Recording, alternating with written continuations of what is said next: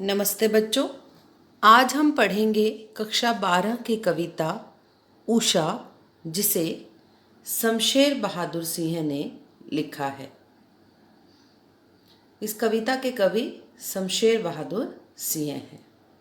उषा कविता में क्या कहा गया है जान लेते हैं। उषा कविता में भोरकालीन सौंदर्य के रंग रूप वातावरण का सूक्ष्म चित्रण किया गया है। भोर से भी पहले आकाश का रंग ऐसा गहरा नीला होता है मानो कोई शंख हो। थोड़ी देर बाद उसमें नमी इस तरह साकार हो जाती है कि वह राख से लिपे चौके सा प्रतीत होता है।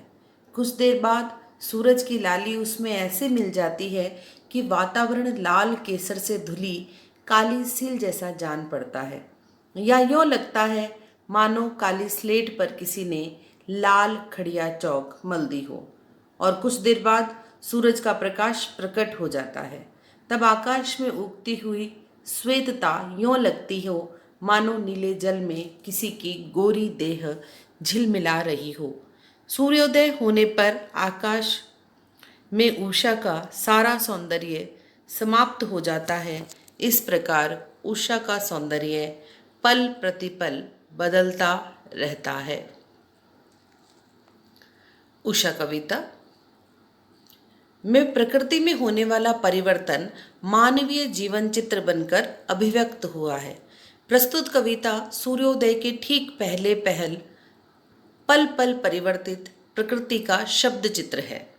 शमशेर ऐसे बिंबधर्मी कवि हैं जिन्होंने प्रकृति की गति को शब्दों में बांधने का अद्भुत प्रयास किया है। कवि भोर के आसमान का मूक दृष्टा नहीं है, मूक दृष्टा चुपचाप देखने वाला।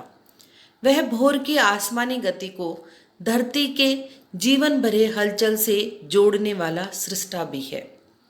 इसीलिए वह सूर्योदय के साथ एक जीवंत परिवेश की कल्पना करता है जो गांव की सुबह से जुड़ता है। वहाँ सिल है, राख से लिपा हुआ चौका है और है स्लेट की कालीमा पर चाक से रंग मलते अदृश्य बच्चों के नन्हे हाथ। यह एक ऐसे दिन की शुरुआत है जहाँ रंग है, गति है और भविष्य की उजास है, और हर कालिमा को चीर कर आने का एहसास कराती उषा।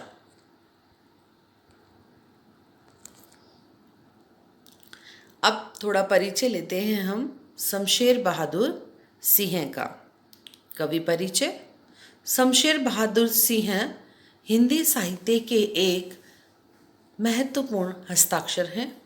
उनकी कुछ प्रकाशित रचनाएं हैं, कुछ कविताएं, कुछ और चुका भी नहीं हूँ मैं, तुझसे होड़ है मेरी, उर्दू हिंदी कोश के संपादन भी इन्होंने किया है।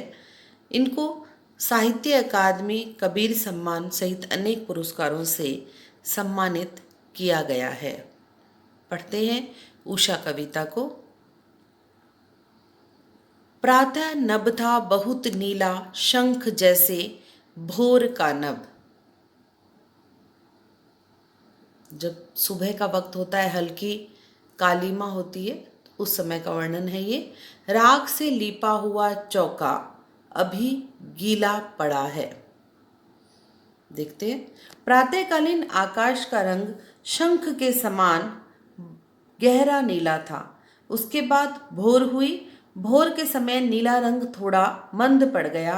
वातावरण में नमी दिखाई दी। ऐसा लगा मानो आकाश ना हो बल्कि राख से लिपा हुआ गीला चौका हो। नमी के कारण गीलापन था और रंग राख सा गहरा था। बहुत काली सिल जरा से लाल केसर से कि जैसे धुल गई हो। स्लेट पर या लाल खड़िया चौक मल दी हो किसी ने। भोर के जुटपुटे में अंधेरे और सूरज की उगती हुई लाई का मिश्रण ऐसे लगता है मानो बहुत गहरी काली सिल थोड़े से लाल केसर से धुल गई हो। अंधेरा काली सिल जैसा प्रतीत होता है और सूरज की लाली केसर के समान। वातावरण ऐसा जान पड़ता है मानो किसी ने काली स्लेट पर लाल खड़िया मल दी हो। अंधेरा काली स्लेट के समान दिखाई देता है और सूरज की लाली मिट्टी के समान।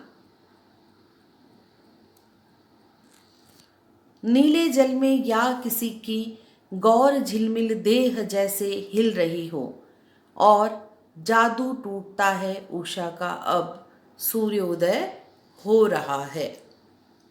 भोर के समय जब आकाश में गहरा नीला रंग छा जाता है और सूरज की श्वेत आभा दिखने लगती है, तो उस समय का सौंदर्य ऐसे प्रतीत होता है मानो नीले रंग के जल में किसी सुंदरी की देह झिलमिला रही हो।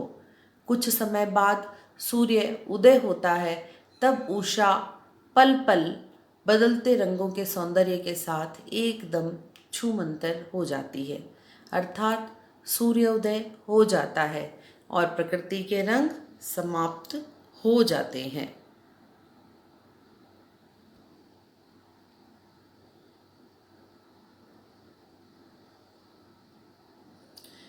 इस कविता का एक महत्वपूर्ण प्रश्न है, कविता के किन उपमानों को देखकर यह कहा जा सकता है कि उषा कविता गांव की सुबह का गतिशील शब्द चित्र है। पूरी कविता उपमानों की कविता है। गांव के साथ संबंध स्थापित करते हुए कवि ने शब्द चित्रों के माध्यम से भोर से लेकर सूर्योदय तक का वर्णन उषा कविता के माध्यम से किया है। धन्यवाद।